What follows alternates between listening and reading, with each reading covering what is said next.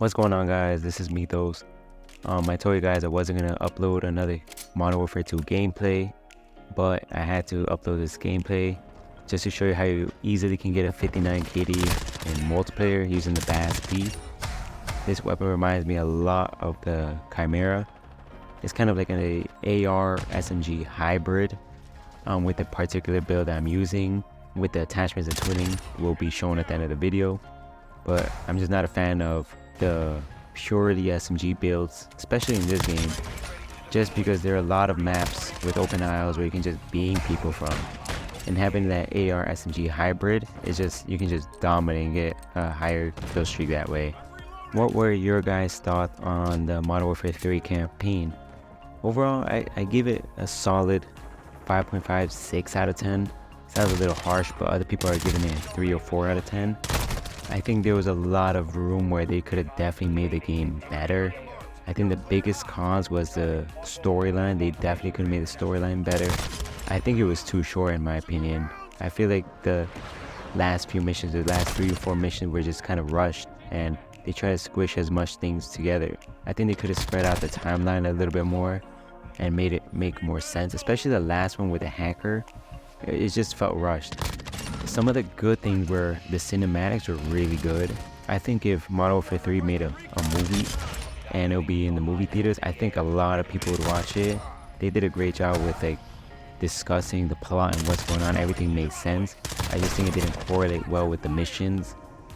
I also think what could have made it better was if we played more of the Makarov role and see the behind the scenes of how he's trying to take over the world. I don't want to say any spoilers in case you guys haven't played it yet, but if they overall, if we had more of the Makarov perspective and the Koni's perspective, I think it would have made a lot more sense. I think Vanguard's rating was like a little bit better, maybe a 7.5 out of 10, even though it was all from a scene when they were locked up by the Nazis. We saw a different player's perspective, so we had a different point of view from everyone, which I think was helpful and it was good to see, and their background. I do think that Modern Warfare 3 should have removed the Modern Warfare 2 weapons from the campaign.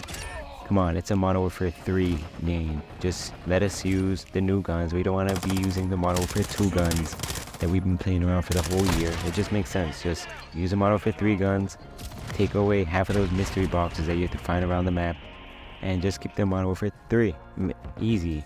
Anytime I came across a Modern Warfare 2 weapon, like the Icarus or the M4A1 or the Chimera or the MCPR, I just didn't pick those up just because I want to try something new. And did you guys notice that the recoil is insane with the Modern Warfare 2 guns? I do hope they keep it that way. I do want the Modern Warfare 3 guns to be meta because it is a new game. I want those Modern Warfare 2 weapons out. That's just my opinion. They should have kept Modern Warfare 2 weapons in Warzone, kind of like when Verdansk was out and they had the Verdansk 1984.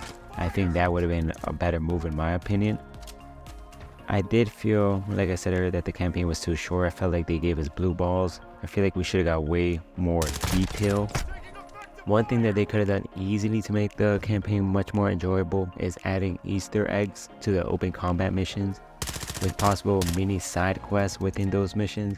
Like, imagine a side quest mission would be like finding weapon parts around the map and then putting it together at like the buy station where you build a loadout class, and you can make like a custom blueprint or unlock emblems or a calling card just by finding those, or maybe possibly changing the mind of one of the Koni soldiers and interrogating them and switching sides.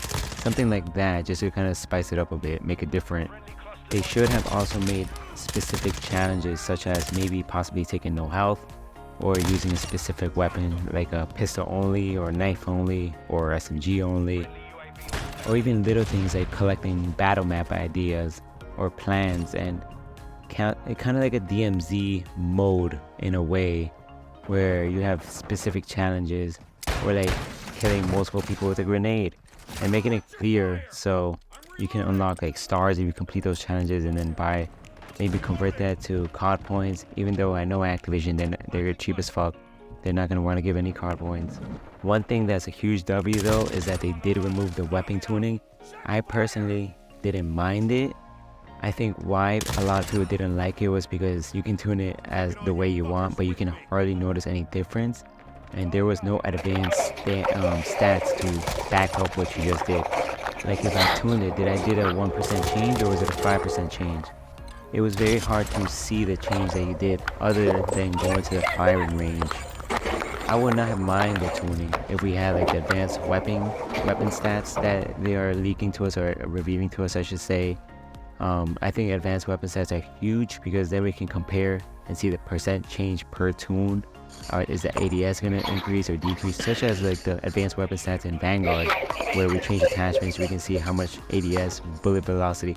I think all of that would have made the Modern Warfare 3 tuning worth it.